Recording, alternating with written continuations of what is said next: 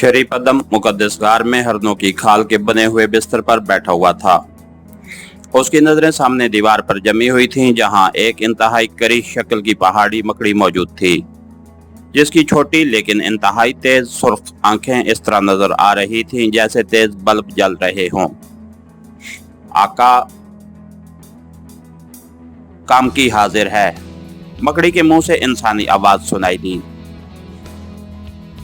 कामकी, जिस कुएं में पाक एशियाई मूर्खों को डाला गया है, क्या तुम उसे देख सकती हो? शरीपदम ने कहा। हाँ आका, कामकी की नजरों से कोई जगह नहीं छुप सकती, कामकी ने जवाब दिया। वहां देखना शुरू करो और मुझे बताओ कि क्या वो लोग हलाक हो गए हैं या नहीं, शरीपदम ने कहा। आका, मैं देख रही हूं वो लोग शागी घास के ढेर को कुएं की दीवार के साथ लगा रहे हैं। कामकी ने अपनी मखसूस चीखती हुई बारीक आवाज में कहा तो शरीपदम चौंक पड़ा।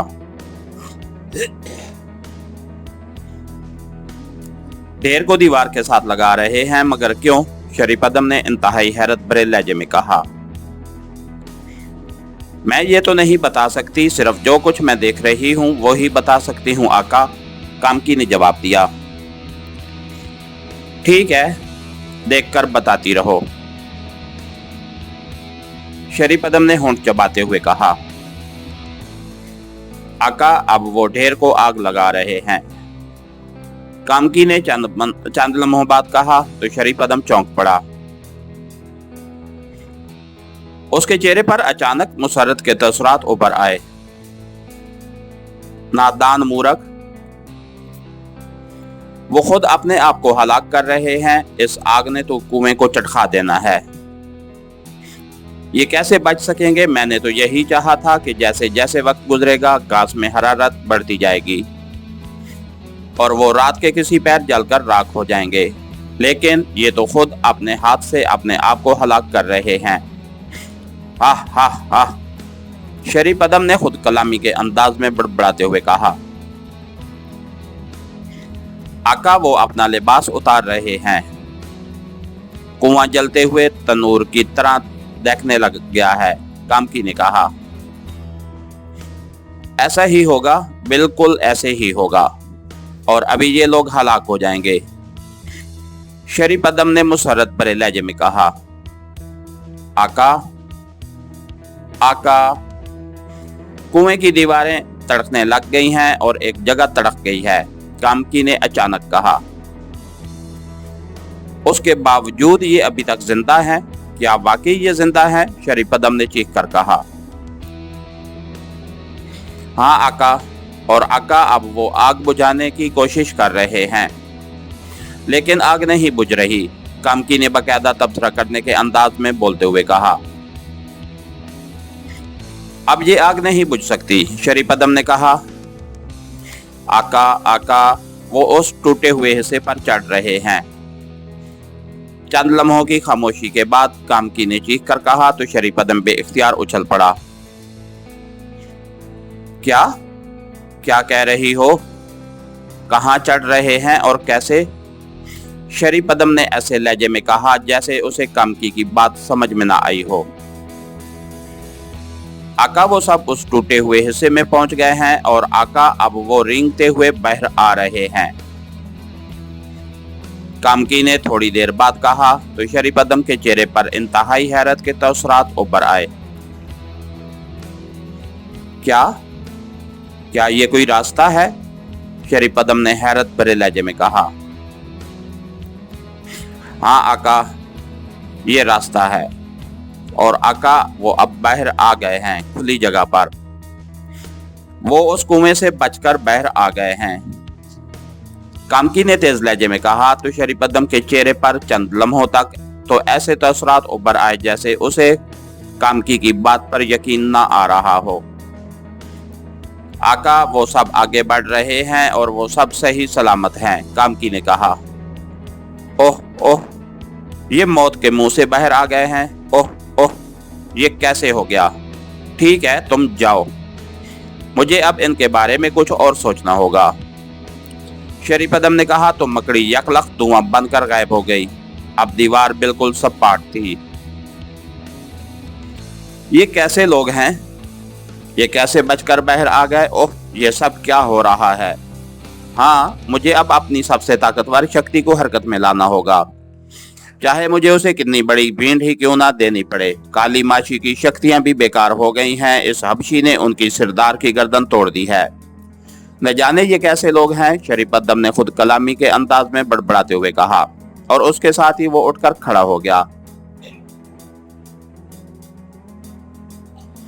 उसने अपने दोनों हाथ अपने सर पर रखे और उसके साथ ही उसने हरन की खालों के बने हुए बिस्तर पर ही बड़े बेढंगे अंदाज में नाचना शुरू कर दिया।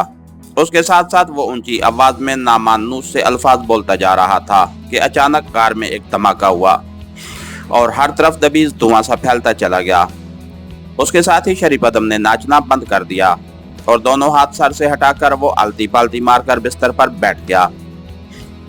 धुआं पूरे गार में चकराता रहा और फिर वो एक जगह इकट्ठा होना शुरू हो गया और चंद लम्हों बाद एक इंतहाई भयानक शक्ल की, एक लंबे कद और इंतहाई दुबले पतले जिस्म की मालिक औरत खड़ी नजर आने लग गई। इस औरत के चेहरे पर गोश्त मौजूद ही न था, बल्कि सिर्फ हड्डियां थीं। आंखों की जगह भी खिला था, लेकिन फिर तेजी से उसके चेहरे पर गोश्त नजर आने लग गया और चंद लम्हों बाद वो एक आमसी औरत बन गई थी, जिसकी आंखों में सांप की आंखों जैसी चमक थी। उसके जिस्म पर हरन की खाल का लिबास था, अलबत्ता सर बालों से यकसर बेनियाज था। इस वजह से उसका चेहरा अजीब सा लग रहा था। कोरेश हाजिर है आका। आप तो कोरेश को भूल ही गए हैं, इस औरत ने बड़े लाड भरे लहजे में कहा और फिर वो शरीफद्दम के सामने आलती पालती मारकर बैठ गई।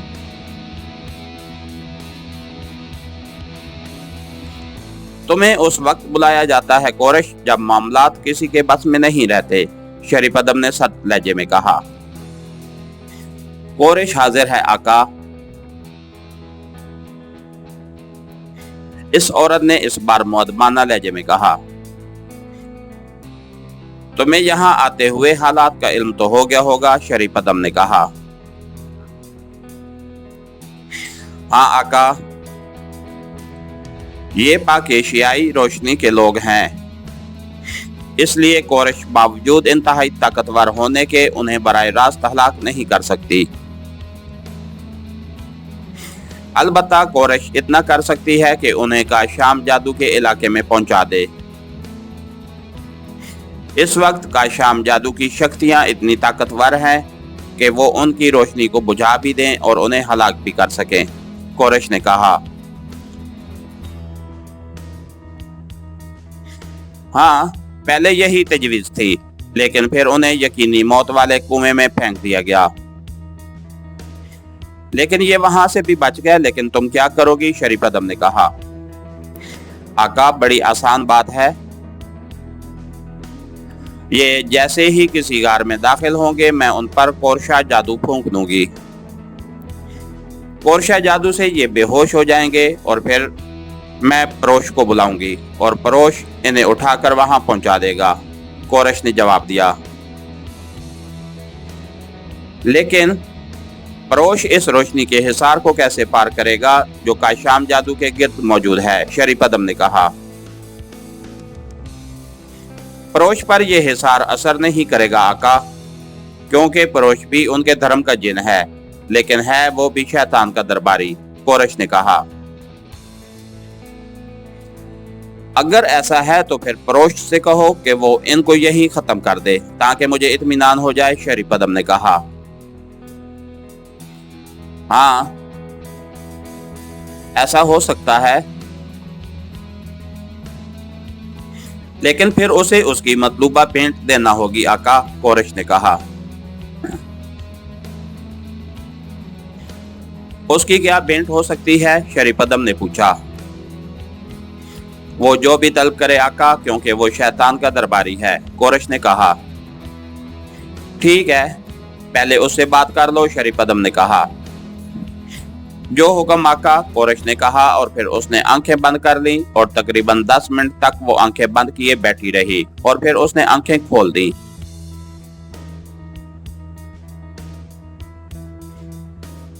आका, परोश से बात हो गई है।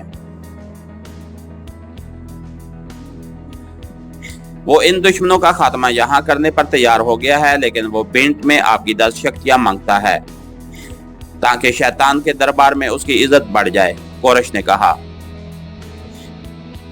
उसे पूछो क्या वो काली माशी की शक्तियां लेना चाहता है।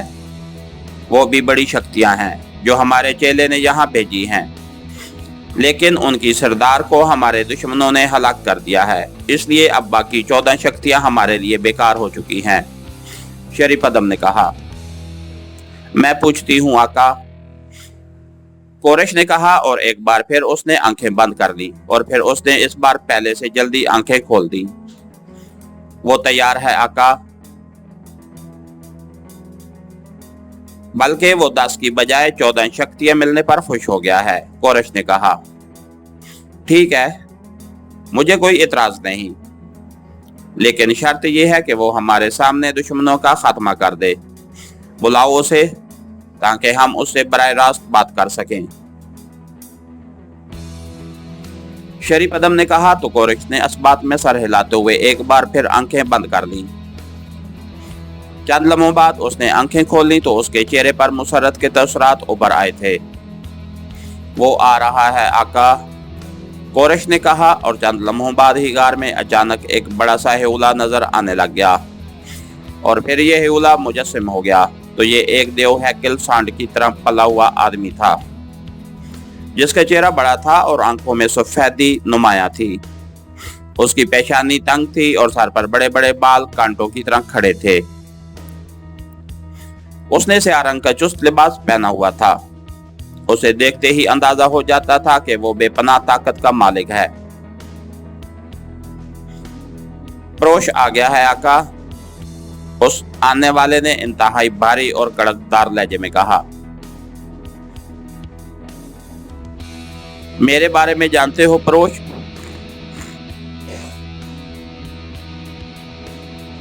शरीपदम ने कहा, हाँ, तुम बड़े शैतान के भी महागुरु हो और महापुरुष के भी बड़े हो।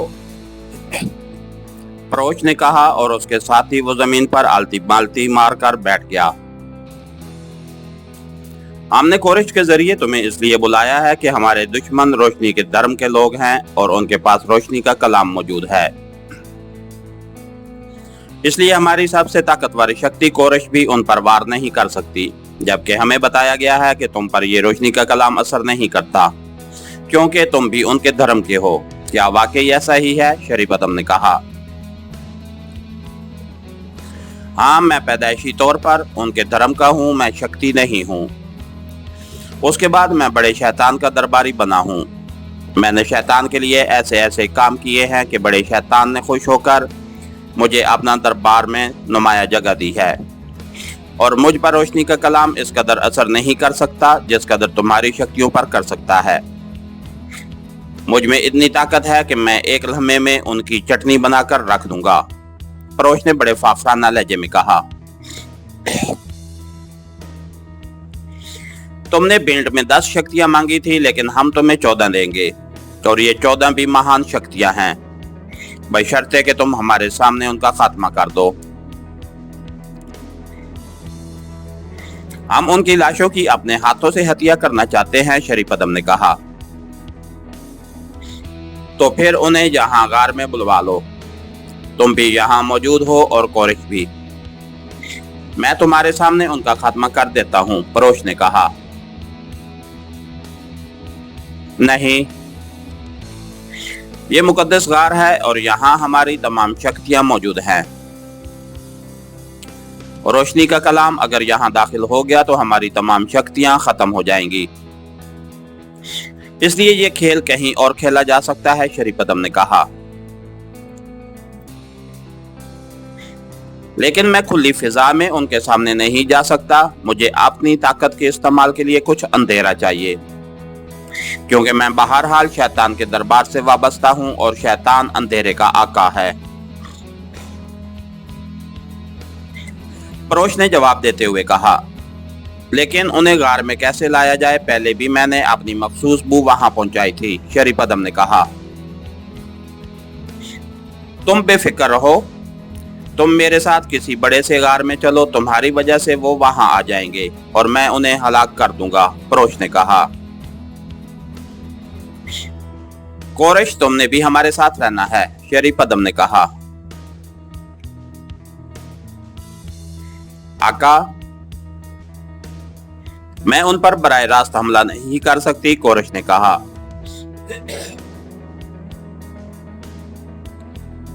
ना करना ये काम परोश का है, हमारा नहीं, लेकिन तुम्हारी मौजूदगी बहरहाल मेरे लिए बाइस इत्मीनान होगी, शरीपदम ने कहा। जो हुक्म आका, कोरेश ने कहा। तुम परोश के साथ मुकद्दस पहाड़ के सबसे बड़े गार में पहुंच जाओ। वो गार जिसके बाहर सींगों वाली चट्टान है, वहां परोश अपने मखसूस कद्दो-कामत की वजह से खुलकर काम कर सकेगा, शरीपदम ने कहा।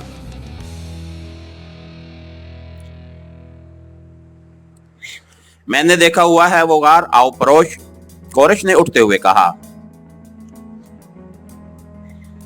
तुम यहीं रहोगे शरीपदम, तो फिर वो दुश्मन कैसे गार में आएंगे, परोश ने उठते हुए कहा। मैं भी पहुंच जाऊंगा, शरीपदम ने कहा। तो करो, कोरेश और परोश ने एक दूसरे के हाथ पकड़े और फिर दोनों ही बैक वक्त गायब हो गए।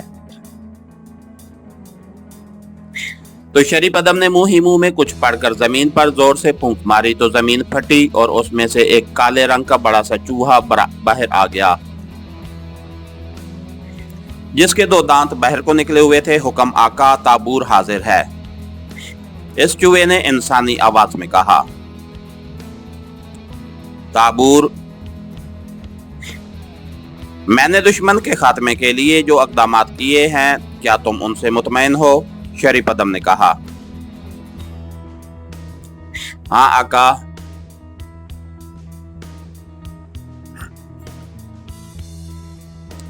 बज़ाहिर आपने बेहतरीन इक़दामात किए हैं, इस चूहे ने अपनी बारीक चीखती हुई आवाज में जवाब देते हुए कहा।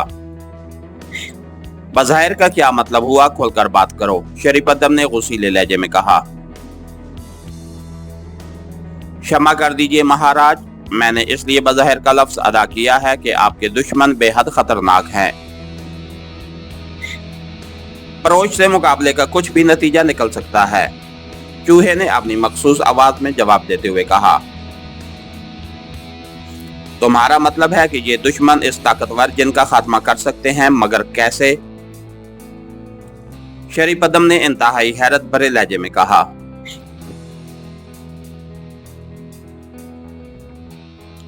आका, ये लोग पहले भी जिन कबीलों से टकरा चुके हैं, उन्हें मालूम है कि जिनों का खात्मा कैसे हो सकता है।